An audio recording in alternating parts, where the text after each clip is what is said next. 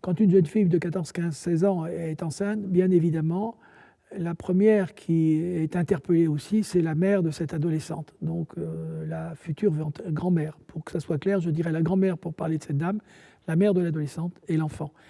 Eh bien, évidemment, entre la mère et la grand-mère, il y a cette histoire du passé, parfois, pas toujours conflictuelle, mais assez souvent, des rivalités qui peuvent arriver. Et ce bébé-là remet en question la place de chacun. Au fond, est-ce qu'il y a un triangle générationnel qui fonctionne, une grand-mère, une mère, un enfant, ou est-ce que finalement la génération de la mère est effacée et la grand-mère va devenir la mère de l'enfant d'une certaine manière, avec parfois l'expulsion de la mère de l'enfant.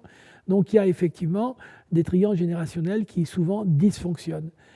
À titre d'exemple, une psychologue d'origine brésilienne, Dadorian, avait fait un travail sur les dames qui avaient eu un bébé quand elles étaient adolescentes, et ce bébé est devenu adolescent, donc la grand-mère et la mère. Ce bébé est devenu adolescent. La grand-mère dit à sa fille, donc, je ne veux pas que tu sois enceinte et je ne veux pas que tu aies un bébé quand tu es adolescente. Et ces adolescentes-là, finalement, ça les protège relativement et ça leur évite un peu de devenir enceinte et de devenir mère adolescente. Tandis que quand la grand-mère dit donc à sa fille, eh ben, écoute, moi j'ai été enceinte, j'avais 16 ans, c'est pas une catastrophe, toi c'est pas grave si tu es enceinte à 16 ans, je m'occuperai du bébé.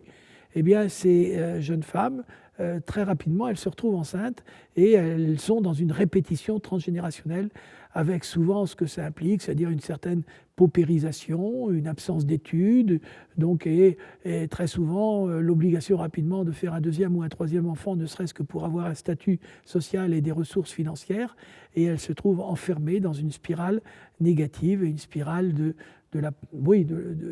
délaissement et de la paupérisation. Elles ont en revanche un statut rapide, elles sont mères.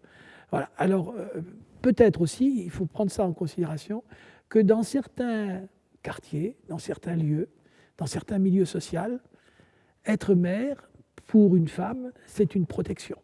Et que finalement, être femme, s'affirmer femme à 19, 20 ans, 21 ans, sans être mère, peut-être que dans certains contextes, c'est une violence institutionnelle ou une violence sociale qui est peut-être insupportable. Donc il ne faut pas trop jeter non plus la pierre à ces jeunes femmes, ces jeunes filles, qui peut-être cherchent aussi à se protéger elles-mêmes en devenant mères le plus rapidement possible. Comme ça, elles sont dans une case et j'ai presque envie de dire, elles ont la paix. Mais elles ont la paix à quel prix ? Au prix de leur propre vie sociale, au prix de leur féminité, au prix de beaucoup de choses. Voilà, donc c'est une situation un peu complexe où il y a effectivement des facteurs qui interviennent dans tous les domaines. Le transgénérationnel, c'est sûr, mais aussi le social, etc., etc.